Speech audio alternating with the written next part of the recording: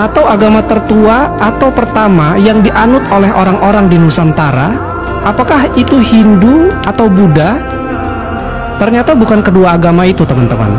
Ada satu agama kuno yang merupakan agama purbakala yang dianut oleh penghuni lama Pulau Jawa berkulit hitam. Tidak, ini bahkan bukan kejawen. Ini adalah sesuatu yang jauh lebih tua daripada itu semua. Lalu kenapa kita bahas? Karena agama ini adalah agama tauhid, sebuah agama yang menyembah kepada Tuhan yang tunggal.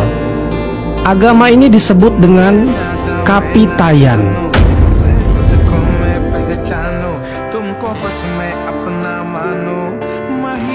Kapitayan adalah salah satu agama kuno yang dianut sebagian besar masyarakat Jawa pada zaman dahulu.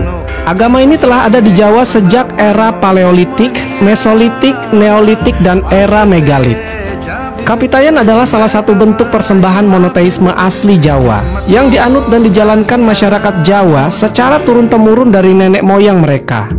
Jadi dulu, ketika ditanya apa agama mereka, mereka akan menjawab, agama kami adalah agama dari nenek moyang.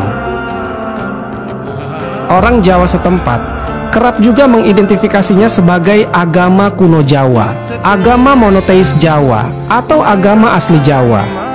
Nah, karena Kapitayan ini bersifat monoteis atau percaya hanya kepada Tuhan yang tunggal saja, maka dia berbeda dengan kejawen atau agama Jawa lainnya yang bersifat non-monoteistik.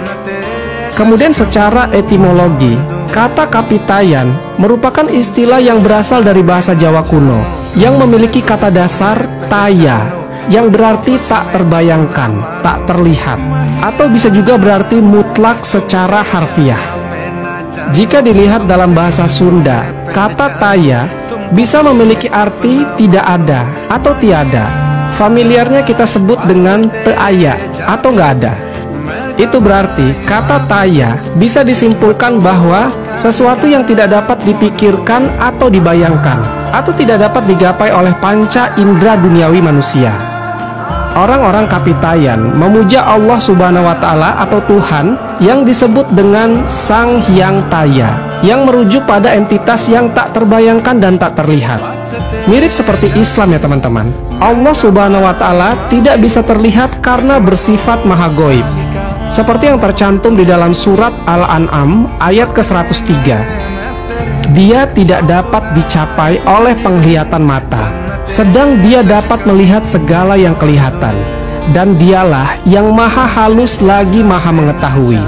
Al-Quran Surat Al-An'am ayat ke-103. Kaum Kapitayan juga percaya bahwa salah satu keagungan dan kebesaran Tuhan ialah kita tidak mampu melihatnya. Karena kalau Tuhan bisa kita lihat, maka dia bukanlah Tuhan. Jika di Islam, kenapa ketika di dunia manusia tidak bisa melihat Allah? Karena dunia bukan tempat kenikmatan. Dunia merupakan tempat bersusah payah, bersedih, dan tempat pemberian beban.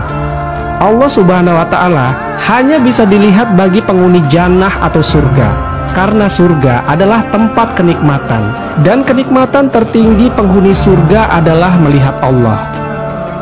Agama Kapitayan juga berpandangan bahwa Tuhan bersifat abstrak dan tidak bisa digambarkan.